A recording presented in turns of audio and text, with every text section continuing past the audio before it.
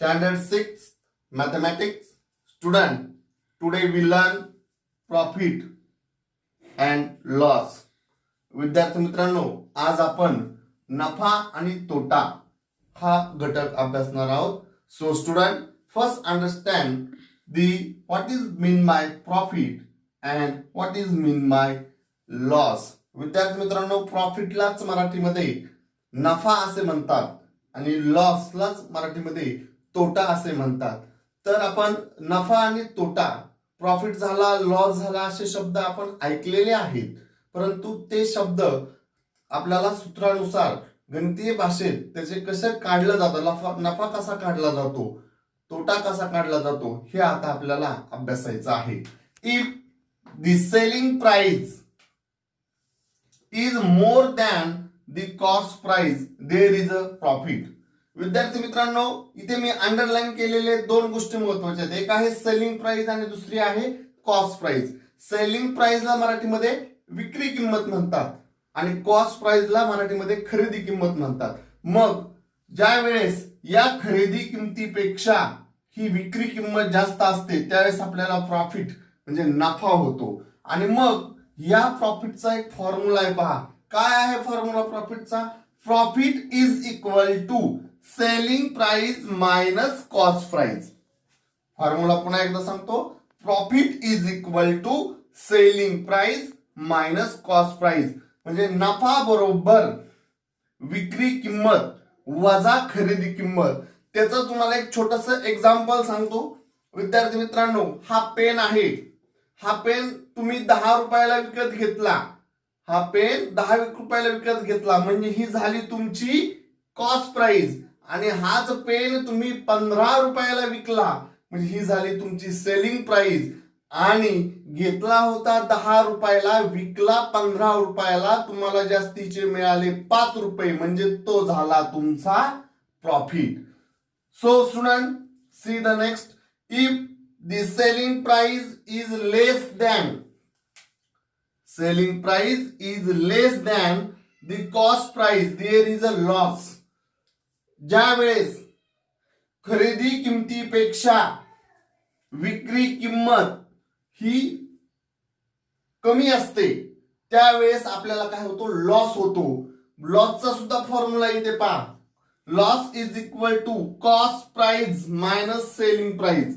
Loss is equal to cost price minus selling price. म्हणजे तोटा बरोबर खरेदी किंमत वजा सेलिंग विक्री किंमत. आता त्याचं एक एक्झाम्पल तुम्हाला सांगतो, पहा तेच सेम एक्झाम्पल घेऊया. हा तुम्ही पेन 10 रुपयाला घेतला आणि हा घेतलाय म्हणजे ही झाली तुमची कॉस्ट प्राइस. आणि हाच पेन तुम्ही 5 रुपयाला विकला म्हणजे ती झाली तुमची विक्री किंमत. घेतला 10 रुपयाला, विकला 5 रुपयाला म्हणजे घेतल्यापेक्षा जेवढे पैसे तुम्ही दिले त्यापेक्षा तुम्हाला कमी पैसे मिळाले म्हणजे काय झाला, तोटा झाला. त्यालाच आपण काय म्हणतो, लॉस असे म्हणतो. So student, see the formula very carefully. आता यावर आपण आधारित एक्झाम्पल सोडवणार आहोत. A shopkeeper bought a bicycle for ₹3,000 and sold the same for ₹3,400. How much was his profit? पहा विद्यार्थी मित्रांनो, एका दुकानदाराने एक बायसिकल खरेदी केली. किती? 3,000 रुपीजला. आणि तीच त्यांनी 3,400 रुपीजला सोल्ड केली म्हणजे विकली. तर त्याला यामध्ये किती प्रॉफिट झाला. आता आपल्याला काय लागेल, सुरुवातीला कॉस्ट प्राइस लिहावं लागेल. पहा, शॉपकीपर बॉट अ बायसिकल 3,000 म्हणजे ₹3,000 ही झाली cost price. Cost price is equal to ₹3,000. Sold the same for ₹3,400 म्हणजे ही झाली सेलिंग प्राइस, विक्री किंमत. Selling price ₹3,400. ₹3,400 400. मग आपल्याला माहिती आहे if the selling price is more than cost price that time we get a profit. म्हणजे पहा, खरेदी किमतीपेक्षा विक्री किंमत जास्त असेल तर त्यावेळेस काय होतो, प्रॉफिट होतो. मग आपण या ठिकाणी पहा प्रॉफिटचा फॉर्म्युला लिहूया. Profit is equal to selling price minus cost price. Selling price minus cost price. मग विद्यार्थी मित्र माझा सेलिंग प्राइस किती आहे, 3400 minus cost price 3000. 0 minus 0 0 4. 4 minus 0 we get 4 and 3 minus 3 we get 0. So we get profit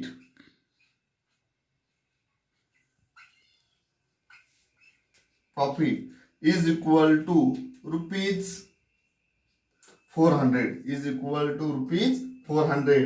मग पुढे आपण वर लिहू शकता शॉपकीपर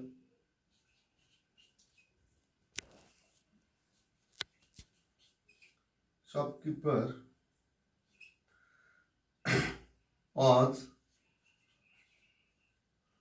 get rupees 400 प्रॉफिट. त्या दुकानदाराला 400 रुपये नफा झाला. See the next example. So student, cost price rupees 1000, selling price rupees 920. Find profit or loss. विद्यार्थी मित्रांनो या ठिकाणी कॉस्ट प्राइस आणि सेलिंग प्राइस दिलेली आहे. मग यामध्ये आपल्याला प्रॉफिट झाला का लॉस झाला हे फाइंड आउट करायचं आहे. पहा या ठिकाणी cost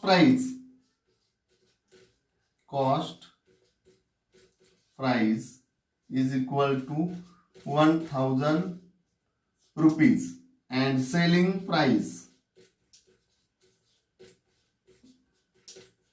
is equal to 920 rupees. Then cost price is more than selling price. Cost price is more than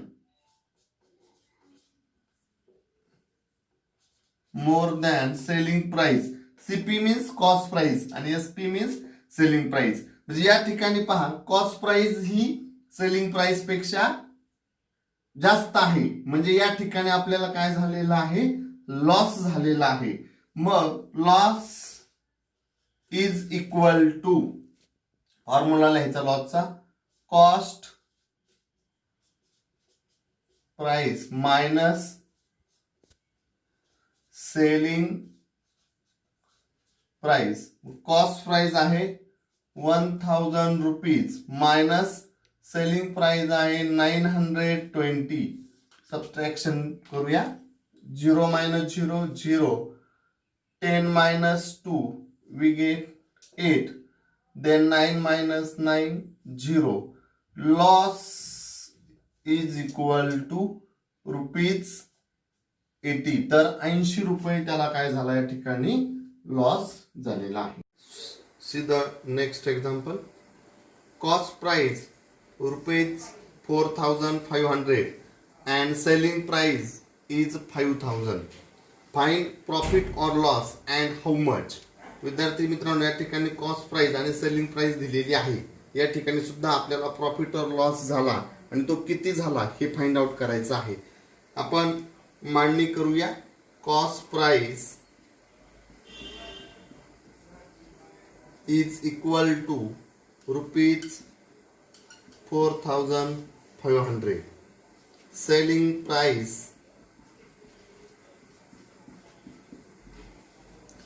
is equal to rupees 5000. पहा आपण कॉस्ट प्राइस आणि सेलिंग प्राइस या ठिकाणी लिहिल्यानंतर असं आपल्या लक्षात आलं की SP means selling price is more than is more than cost price. म्हणजे खरेदी किमतीपेक्षा विक्री किंमत ही जास्त आहे, कारण कॉस्ट प्राइस आहे 4500 आणि सेलिंग प्राइस आहे ₹5000. We write as a formula of profit. Profit is equal to selling price minus cost price. Formula is very important. Then selling price is 5000 and cost price is 4500 rupees. 5000 minus 4500, we get 500 rupees. So profit is equal to, we get rupees 500.